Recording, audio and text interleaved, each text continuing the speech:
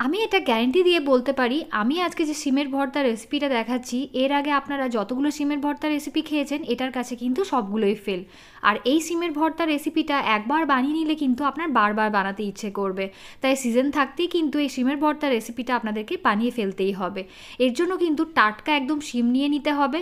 আর একটা কথা বলে রাখি, আমাদের কিন্তু শিম খুবই কম কিনতে হয়, কারণ আমাদের এখানে যত নেবাররা আছে প্রায় কিন্তু ওরা আমাদের শিম দিয়ে যায়, তাই আমাদের শিমটা একটু কমই কিনতে হয়। তো এখানে দেখুন টাটকা আমি শিম নিয়েছি। এটার পরিমাণটা যদি বলি তাহলে 200 থেকে 250 গ্রাম মতো হবে, কিন্তু সবটা আমি এখানে নেব না। তো এখানে মাত্র কয়টা আমি ভালো করে বেছে বেছে শিম নিয়ে নেব। আপনাদের প্রয়োজন মতো কিন্তু শিম আপনারা নিয়ে নেবেন। তো এখানে শিমটা কিন্তু প্রথমে ভালো করে কেটে বেছে নিতে হবে যাতে কোনো পোকা টোকা না থাকে। এরপর ভালো করে জলে কিন্তু এটাকে ধুয়ে নিতে হবে। আর এই শিমের ভর্তাটা কিন্তু মাত্র 1 চামচ তেল দিয়ে আপনার হয়ে যাবে। খুব বেশি তেলেরও প্রয়োজন পড়ে না, অথচ এতটাই এটা টেস্টি খেতে যে একবার বানিয়ে ফেললে কিন্তু আপনার বারবার বানাতে ইচ্ছে করবে। আর এই শিমের ভর্তার জন্য কিন্তু আমার এখানে লাগবে 3 থেকে 4টে কোয়া মতো রসুন, একটা কাঁচা লঙ্কা এবং একটা মিডিয়াম সাইজের পেঁয়াজ। আপনারা চাইলে কিন্তু ঝালের পরিমাণটা বাড়িয়ে দিতে পারেন। আমরা যেহেতু ঝালটা একটু কম খাই তাই এখানে একটা মাত্র কাঁচা লঙ্কা দিয়েছি। আপনারা চাইলে শুকনো লঙ্কা দিয়েও কিন্তু এই ভর্তাটা বানিয়ে নিতে পারেন। তো ওখানে দেখুন রসুনটা, কাঁচা লঙ্কা এবং পেঁয়াজ সব কিছুই কিন্তু আমার কুচনো হয়ে গেছে। এবারে ফ্রাইং প্যানটা বসিয়ে দেবো। এবার চলুন শিমের ভর্তাটা বানিয়ে নিই। এটার জন্য কিন্তু গ্যাসটা অন করে আমি এখানে একটা ফ্রাইং প্যান বসিয়ে দিলাম। এখানে আমি ছোট চামচ ব্যবহার করছি, কিন্তু যদি পরিমাণ মতো দেখি তাহলে বড় চামচের 1 চামচ মতো আমি এখানে রিফাইন তেল দিয়েছি। আপনারা চাইলে কিন্তু সর্ষে তেলে ব্যবহার করে নিতে পারেন।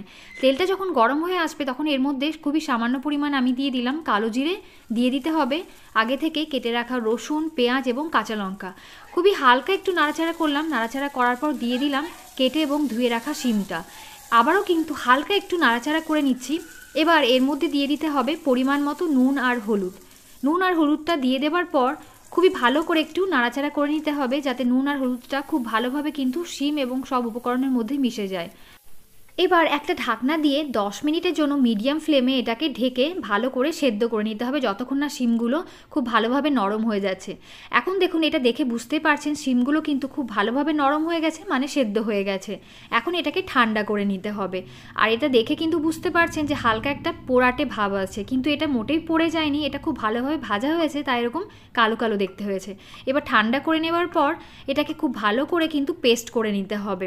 পেস্টটা কিন্তু একদম আমি জল ছাড়াই করছি যাতে একটু এরকম দরদরা টাইপের পেস্টটা হয়। এটা খেতেও কিন্তু খুবই টেস্টি হবে। আপনারা চাইলে কিন্তু এর মধ্যে একটু চিনি দিয়েও পেস্ট করতে পারেন। শিম যেহেতু এমনিতেই মিষ্টি তাই আমি এখানে কোনো চিনি অ্যাড করলাম না। এবার দেখুন গরম গরম ধোয়া ওঠা ভাত নিতে হবে আর নিয়ে নিতে হবে শিমের ভর্তাটা। একেবারেই অমৃত যাকে বলে। তো আজকের জন্য রাখলাম, টাটা।